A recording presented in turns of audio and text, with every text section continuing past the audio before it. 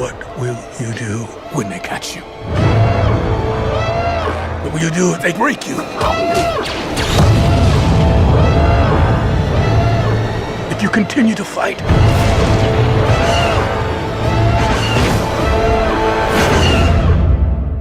What will you become?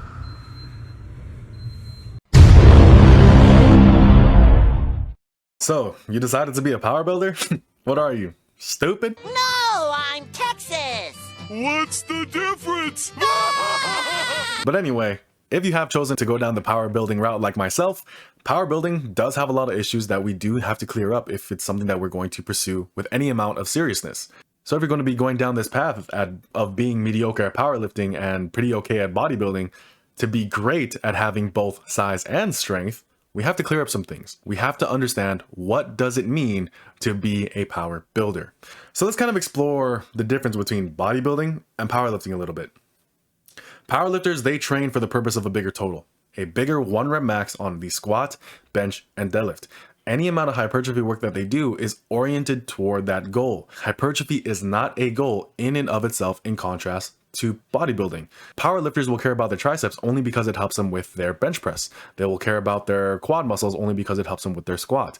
But if it doesn't help them with their total, they're not going to devote as much time to it. Whereas for bodybuilding, the goal is strictly hypertrophy and building the body that they want. It's all about the aesthetic. Strength is only as important as it is related to that goal. For them, as you get bigger, the weights will just naturally have to increase and get heavier. Strength progression is a metric, but is not necessarily the method. Getting as strong as possible from head to toe using a wide variety of lifts.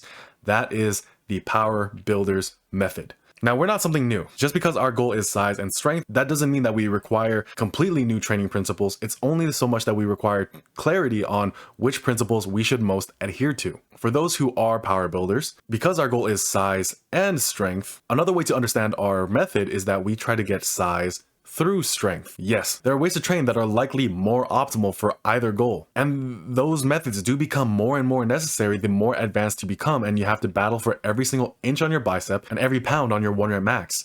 But if you desire to be a pretty good balance of both, there are definitely things that you can do to optimize for that as well. You can optimize the way you like to train. You can optimize your preferences and adjust your program accordingly. Power building is quite simple. Sometimes naive, but we do have to address the elephant in the room. Power building has flaws. First and foremost, we are prone to training ADHD. It's incredibly easy to move the goalpost or be swayed to move in one direction at the expense of the other. But that is not power building. If you sacrifice the way you look just to increase the amount of weight you lift, you are not a power builder. You can get bigger and stronger at the same time. Just make sure you're not sacrificing one for the other. Yes, when you pursue these two goals, you're not going to reach the peak of either, but you're going to reach a really good middle ground of the two. Next, power building straddles that line of power coping. If you have to tell someone that you can lift more than them despite looking worse or being smaller or being fatter, is that really an area of pride or is that an area of insecurity? If a power builder has aesthetic goals, it should show in their physique. You have to put just as much pride, effort, and intention behind all the other exercises in your training and all the other muscles in your body. If you think someone who looks better than you would look so much better if they trained like you, you're power coping. You should be able to look at the methods of other people and realize that there's something that you can address, that there's something that you can learn. There are many ways to train, and if someone has more of what you want, you should incorporate that into your training to get more of that thing, rather than diminishing them for having a style of training that's different from your own. So now I will be sharing with you my fundamental principles for power building. They take heavily from all the other content, channels, books, and articles that I've read over the past couple years, but none more so than the ultimate and OG power builder himself, Steve Shaw from the Massive Iron channel. I owe Steve more than I owe my bank. So if you are interested in a power building approach, I would make sure that you read his books and watch his videos. He is an incredible guy and with an incredible channel and has accomplished many things in his lifetime and continues to put out some of the best content on this platform. So I highly recommend you take the time to watch his stuff. So the first principle that I wanted to get across from you is something that I already hinted at, and that is you should train like a bodybuilder. Good form is key. Form for a power builder should maximize safety and stimulation, not leverages and you shouldn't be skewing your technique just to lift more weight. You need to have a good technique that challenges the muscles you're trying to grow and then progressively overload with that standard in mind. And also, you need to understand that progression is not just more weight on the bar. Volume matters just as much as intensity. So when it comes to form, make sure you control the eccentric, you pause or at least have a standard stopping point, and then explode concentrically. Simply having that level of control on the weight for most of your compound movements and most of your isolations as well is going to be pretty useful to you. Another thing I want to point out though here as a caveat is that good form doesn't necessarily mean perfect form. There are such a thing as cheat rows and cheat curls, and these do build a lot of muscle, but there's no such thing as a cheat deadlift. So really, good form is not only going to be dependent on you and your goal, but also to an extent, the exercise. If your form breaks down on squats, presses, hinges, stop the set. If your form breaks down on something like an isolation exercise or even exercises that are compound in nature but are safe to cheat a little bit on, then you should take the set and extend it beyond failure when necessary and if you have the energy to do so. Because the point I want to get across to you here is that you should treat any deviation in form as an exercise variation or as an opportunity to improve the quality of the work you're doing. Proper progressive overload is dependent on you keeping good form. So if you widen your stance, if you widen your grip, if you use more leg drive, if you get rid of the pause you've been doing just to bounce out of the hole or start bouncing the bar off your chest, these are things that you can address and clean up and improve. We know that we can't just continue to add 5 pounds every single time we go into the gym. Simply trying to improve the quality of the work that you're doing is a valid way to improve and a valid way to progress in your training. And that leads me to my second principle, and that is slow progress does not mean a lack of progress.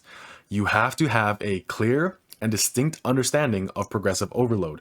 I think one of the best articles out there on the internet is written by Brett Contreras, where he outlines many different ways that constitute progressive overload. And if you are a lifetime lifter and you know that you can't just add 5 pounds every single week to the bar, what are all the other ways that make up the time in between our current level of performance to our next PR? First, you can lift the same load and the same volume with better form, control, and less effort.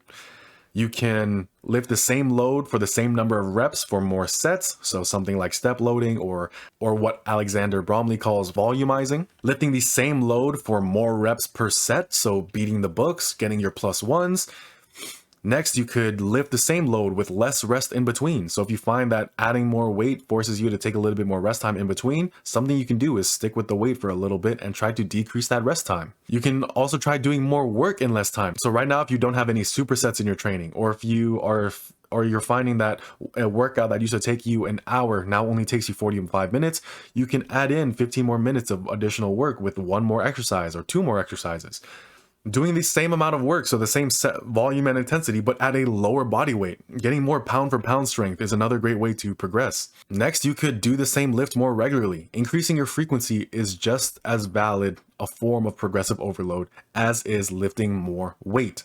Then you could try lifting the same load and going beyond failure on certain exercises. So doing your rest pause, your drop sets, your myo reps, things of that nature.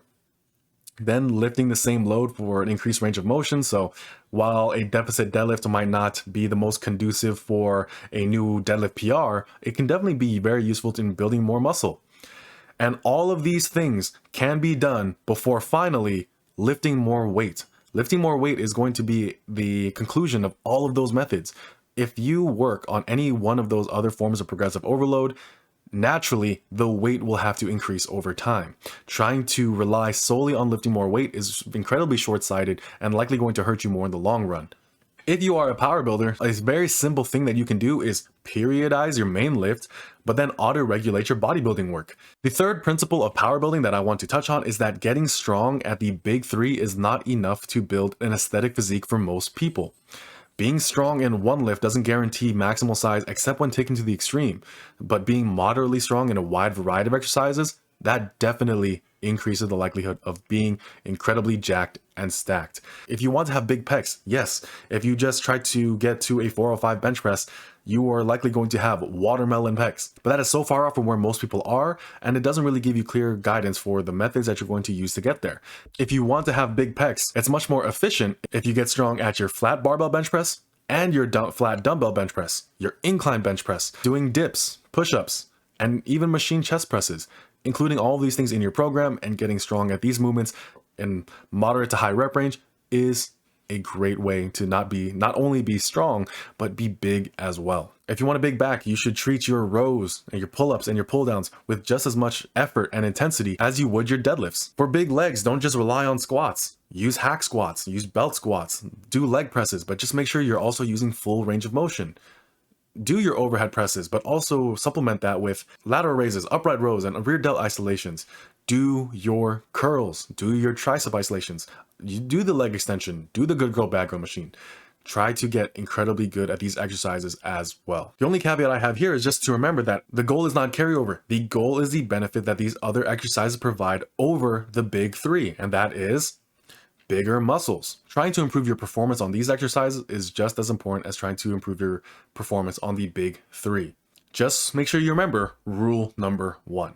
This next principle is a little bit more practical, and that is you should start with low volume and build up to higher volume. Volume is one of those things that is very easily misunderstood by most novices. They hear something like, oh, most people need 10 to 20 sets per muscle for optimal growth. And then what do? They think, okay, cool, I will definitely not go wrong in building a big muscle if I just go straight to 20.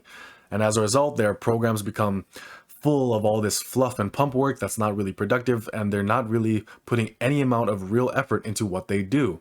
The main benefit to lower volume training is that you can focus on the intensity or the effort aspect of that training.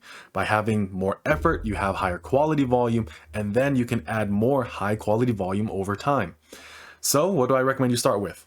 Start with 10 to 15 sets per workout, split between 4 different exercises. That is it.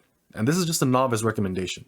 So if you look at one of my novice programs, I have you do something like bench press for 3 sets, rows or pull-ups for 3 sets, then you do shoulder isolations for 2 sets and you try to go beyond failure, and then you do a bicep tricep superset for 2 sets and you try to go beyond failure.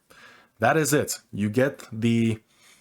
You focus more so on the amount of effort you put in per set, and over time you add sets to that. A program that I'm going to be releasing pretty soon is going to show this in real time and how you can progress this. Eventually, something that I've done for most of my training career was simply 5 sets on my main exercise, 4 sets on the antagonist exercise, and then 2 exercises for 3 sets each on relevant bodybuilding work. This kept the amount of work I had to do down pretty well, but it also allowed me to put in a lot of effort per set. When I say that you should keep your training as simple as possible for as long as possible, this is what I mean. But training does need to become more complicated and more complex over time.